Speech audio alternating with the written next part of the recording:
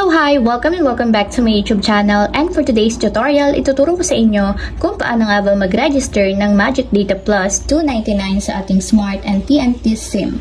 But first, subscribe to my channel and don't forget to hit the subscribe button and the bell to notify you for my new updates. And if you want to learn more, just keep on watching and let's start. So ayan guys, for today's video, mula dito sa ating mobile phone or mobile device, pumunta lang tayo sa dial ng ating phone. And dito guys, i-type lang natin is yung *123 number sign or hashtag, then dial na natin. So dito guys, is piliin lang natin yung magic. So nasa number 7 siya.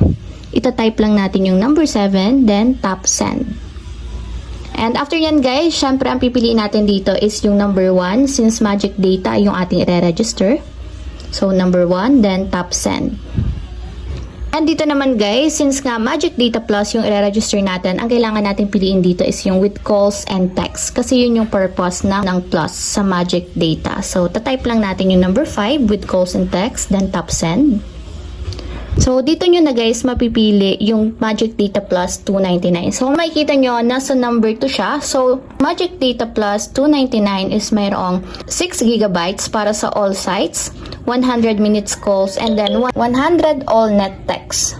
So, after yan guys, ganito na yung lalabas. So, kung makikita nyo, yung 299 is nandun sa number 2. So, yung Magic Data Plus 299 natin is mayroong 6 GB para sa all sites sa data, and then 100 minutes calls, and then 100 text to all network. So, ito guys is no expiry since nga nakadepende sa inyo kung kailan nyo uubusin yung inyong data, text, or calls.